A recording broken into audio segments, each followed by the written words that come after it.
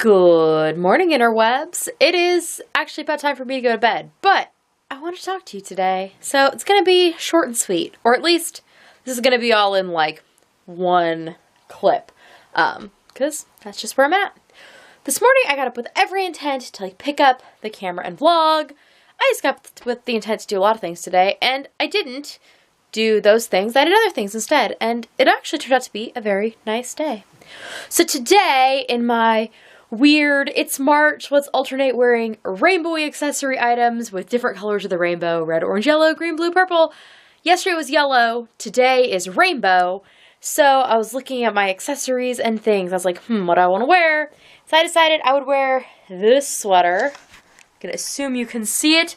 This is made out of a Karen Big Cake in the color Toffee Brickle, I believe. And then Lion Brand Heartland in the black color.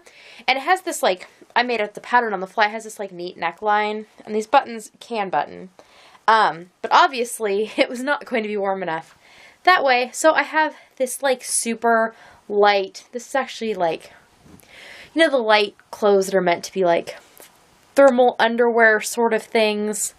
It's one of those. So it's really light, but it is fairly warm. But I don't really like the way it looks. Like, it kind of kills the neckline on this top, which is one of the best parts of it.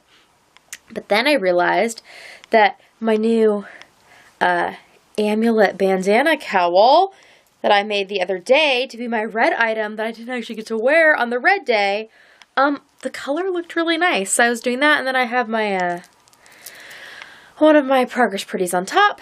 And I enjoyed my outfit today, and I was so cozy. The thing I like about this amulet bandana cowl is it puts all the warmth like where I need the warmth, but there's no bulk where I don't need it. And because it kind of comes up around my face, like your breath kind of stays and like makes you more cozy, which is nice. And then I can push it down too, which I did like when I was eating. Today I made corn chowder. It was delightful. So had to move that out of the way so I didn't, dribble on myself. Today, I planned to paint my nails. Never got to that because I was doing other things. This morning, was looking at my bingo board and trying to decide if there was anything on it that I could be working on when I was sitting with my family this morning doing some stuff. And there is a section that says, use a rainbow of yarn in one project. And I was like, do I have any rainbow projects going? And I didn't. And I don't. Because I made an entire project today. I made these booties here. They are rainbowy. There's purple up my leg. And yes, they my feet look a little duckish. They're very large at the toe. And that is intentional because my toes are very tender. And I actually want these booties to be more like foot cozies for already socked feet. So it's been very, very cold. I think I mentioned last night that my feet were like frozen. Like, it took me a really, really long time for them to warm up yesterday. So I need like a second layer over socks. Wearing 2 pairs of normal socks makes my feet hurt, and I don't want to wear shoes all the time. And anyways, I want to be able to wear socks on my feet and then put my feet in these booties to provide an extra layer of protection. So I have completed another project, which means I'm going to go through my bingo board and see what I can cross off because I just finished them. I even wove in all the ends, and these were all made out of scraps.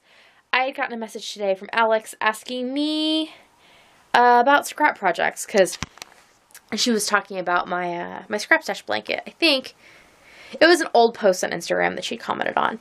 She was asking, like, what do I use my scraps for? I was like, interestingly, I am making a pair of booties right now. And I just went into my scraps and I tried to pull a ball of each color of the rainbow, 2 balls actually, that were similarly sized. And then I went basically as far as they would go in each color, but I did make the booties basically match as far as the striping. So it's a good way to use up some scraps, and I like these, and we'll see how I feel like they fit coming up here in a bit. If I enjoy them, I might make myself some more using the same kind of recipe that I put together. I already can tell I like the heel that I put in them, that I just kind of came up with on the fly. So that is good. what else did we do today that was worthy of note? Oh, we started listening to Brown Girl Dreaming by Jacqueline Woodson, which is her memoir, and it's read by the author. We're listening to the audiobook, and it's a memoir of her life, and it's written in verse.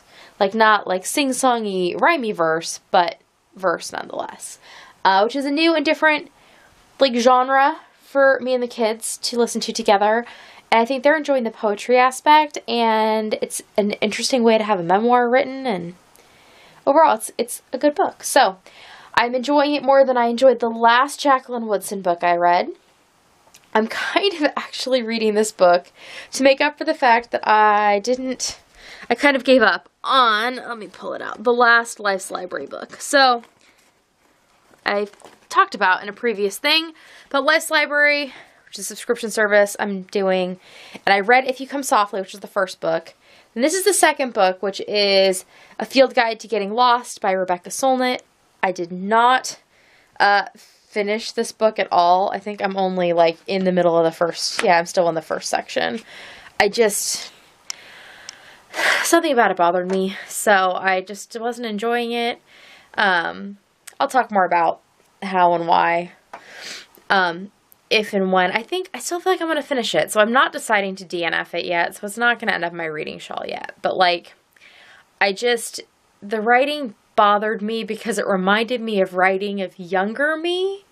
Like, not as, like, a maturity judgment at all. Just a younger version of me would have eaten this book up with a spoon. Would have enjoyed. It's a stream of consciousness book about, like, getting lost and place, and has a bunch of different, like, concepts in it. And basically, it seems to move from concept to concept in that stream of consciousness way, where it's just a bunch of pretty words strung together. And I used to like that, and books that, like, felt really good just because they sounded nice. But it's just not what I'm looking for in reading anymore. Today, I did get my newest Life's Library book, which we'll walk through the semi-darkness to go and grab. It is called, We Crossed a Bridge and It Trembled. That's right. It is right here. So, now we get to walk back this way. And since I decided not to finish A Field Guide to Getting Lost, though, I felt like I should do something. Not that I should. I felt like I had made a commitment to do Life's Library, and I wanted to, like, meet some sort of reading challenge that was like reading a book that someone else specified for me, kind of, since I had committed to that, and since I wasn't going to follow through with the book that they suggested originally, I'm like, okay, I think what I'm going to do is kind of assign myself more Jacqueline Woodson books, because If You Come Softly is, like, of the books that were available to me on my library services, it's like the one that hasn't won, like, tons of awards. All these other books have, so they're all available. And I have one book in physical form that I had gotten from a library book sale, and then we're listening to Brown Girl Dreaming. So I am also in the process of reading the physical copy of a book called Feathers, which is a juvenile book, but I'm enjoying that as well. So it might just be that If You Come Softly is an outlier to my feelings on Jacqueline Woodson books, because so far, the parts of the other two I've experienced, I like better than the one that I read. Not that it was bad. If You Come Softly was fine. It just wasn't, like, great, and I was hoping it would be great. So anyways, this is the newest book in Life's Library. It's called We Crossed a Bridge and It Trembled, Voices from Syria by Wendy Perlman. And this cover is amazing, and it's got that same, like, nice texture that this other one had, where though this one's a little thicker. They're the same, oh, it's a little taller too. I just think it's so interesting, like, why are books not a more uniform size, or, like, sizes? I don't understand. But yeah, so this should be an interesting, potentially very deep read. When I heard this is what they were coming out with, I was a little concerned, but the letter that came with it claims that it ultimately is hopeful. So, I don't know. We'll see. But it came with other goodies. I don't think any of you are subscribed to Life's Library, but if you are and you don't want to see, close your eyes. So it came with a sticker from UNHCR, which is the UN Human Rights Campaign, which says, not Human Rights Campaign. Yeah. It's the refugee organization of the UN. My brain is turned off at this point. But anyways, this refugee is a noun, someone who has been forced to flee their country because of persecution, war, or violence. So that came with it. There's the little letter that comes. This amazing print here, which unfortunately doesn't have any information on it. The information was posted in the Discord because somebody asked, but like I think it's sad that there's no like signature or anything of the artist on this, because I think that's kind of important. So I need to go and look that up and like write it on here, and then I'll put it up because I think that's a beautiful piece of art that will now be hung in my office. And these are amazing too. These are from another artist from Eman Effects, EMANEFFECTS on Etsy. And they are these postcards, and they all have like writing made in the shape of animals. So there's a sloth, I think, maybe, I don't know, but they're neat. I just wish I knew what they said, mostly just because I'm curious if there's like little like funny jokes in here that I don't understand. I might go check out this person's page and see, but it looks like letters. It might not even be letters, it might just be like squiggles. But they definitely have a similar effect to like the hand-lettered drawings that some people do. But that all came today, and that was exciting. I am looking forward to getting into that book. But I decided there's 6 weeks to the reading period, and it hasn't even started yet. That I am going to try and get through those 2 Jacqueline Woodson novels before, to kind of count as my personal Life's Library like commitment for the time period. I'm shelving a Feel Guide to Getting Lost. I will, I think, still finish it. At some point, if I decide to DNF it, I'll just add it to my shawl as is. But I want to read it. I don't think it's going to be a bad book. It's just not the right book for me currently. And I don't think it's the right book for me currently, like, in this exact moment currently. Not just, like, 30-something Kendra, you know? Anyways. That is, I think, all the excitement we had today. Oh, we also watched We Bought a Zoo. That was good. We've seen it before, but my sons didn't remember watching it, even though we didn't watch it that long ago. We watched it again. Everybody enjoyed it. That was a good experience.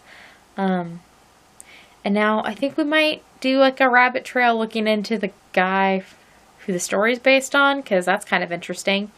And I don't watch a lot of movies, to be honest. I don't watch a lot of movies with Matt Damon. Does he look like way different in We Bought a Zoo than he does in everything else? Like, I mean, clearly he still looks like Matt Damon, but like, I think he looks different. And it was kind of bothering me through the whole movie that I felt like he looked different, and I just couldn't put my finger on why. I mean, I assume it's that he's trying to look like the person who the story is based upon, but I don't know. So, anyways, I will let you all go. I have rambled on long enough, and I will see you tomorrow. Nighty night.